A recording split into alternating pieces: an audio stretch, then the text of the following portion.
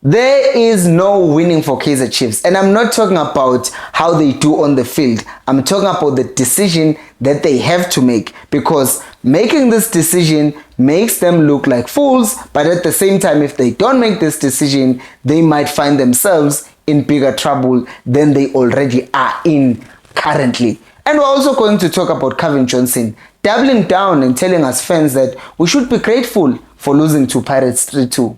Can you believe it?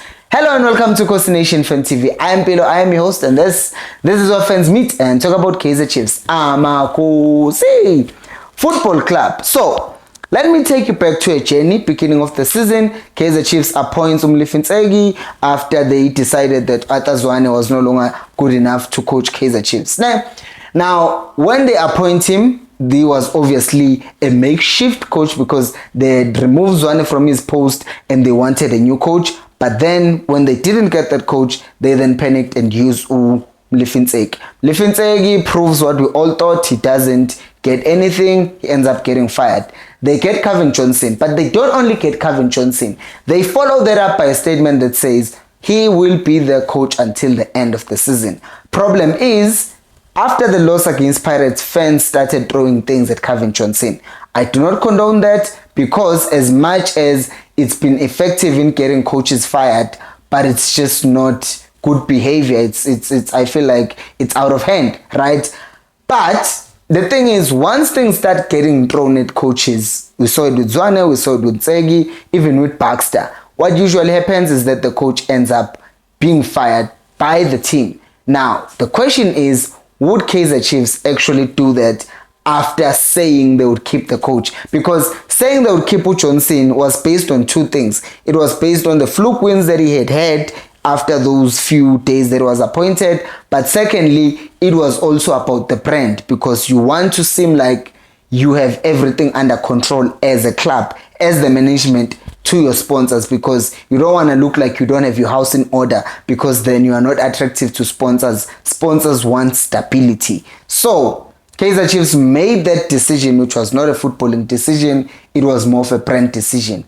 But now, keeping Johnson is not only affecting the team in terms of how we're doing football-wise, but it's also affecting the team in terms of how we're looking as a brand, because things are getting thrown at the coach again. Remember, we've already set out a match this season against Cape Town Spurs because fans were being punished for throwing things at Mlifintsegi. So if against Cape Town Spurs, Cape Town City in Cape Town, we go out there, we lose, maybe fans in Cape Town are not that angry. But I can tell you one thing.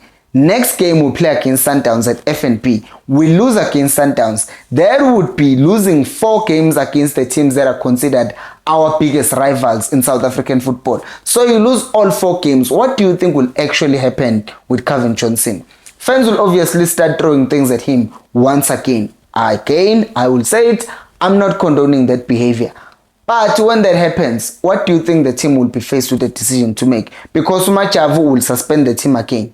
Will suspend the fans from going to stadium. Before we even talk about being suspended to going to stadiums, we saw something incredible this past weekend. There were more Orlando Pirates fans in the stadium than Kaizer Chiefs fans. And this goes to show that Kaizer Chiefs fans are getting even more tired of going to watch the team lose. Which basically means this is also affecting how much money Kaizer Chiefs is making off the ticket sales. Now, we're not there.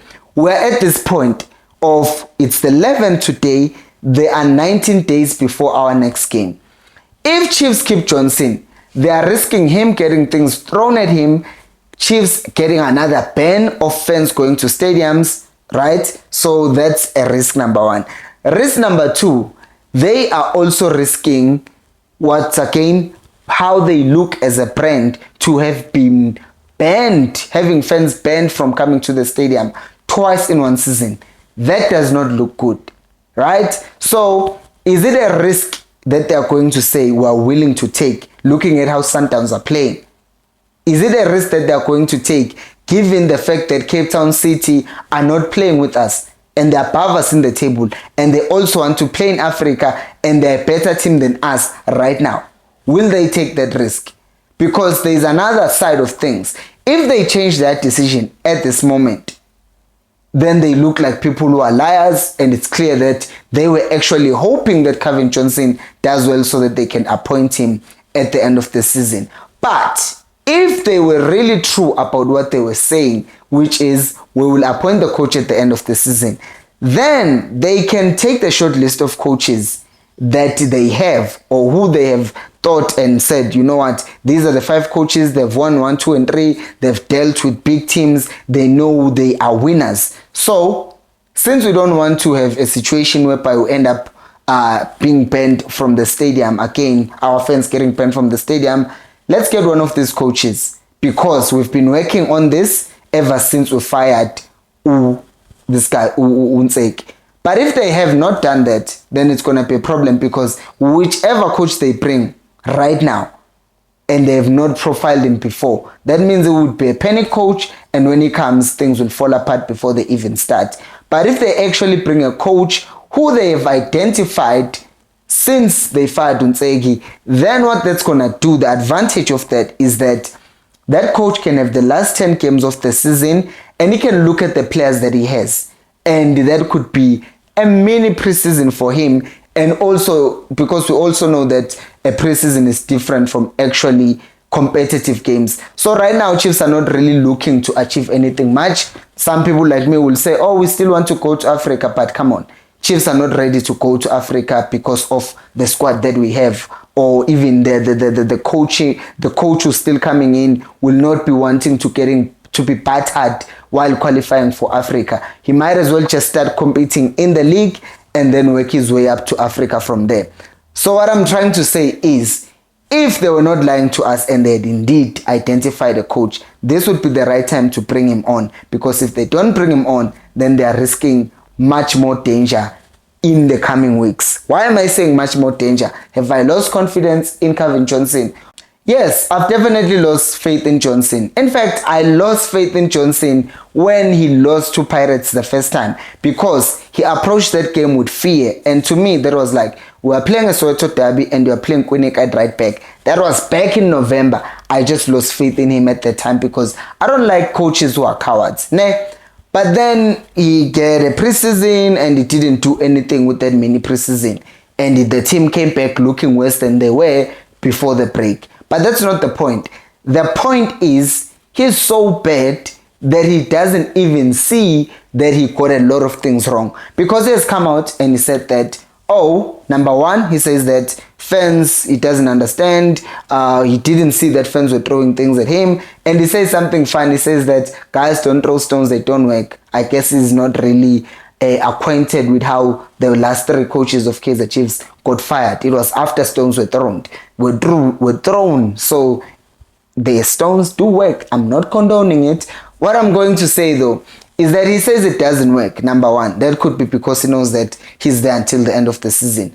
But the second thing is that he's just delusional, because in his analysis of the game, he says that Pirates overloaded with Hoto. Surprise! A left wing back, a full back in modern football in 2024 overlapped. Oh, what a shocker. We did not see that coming.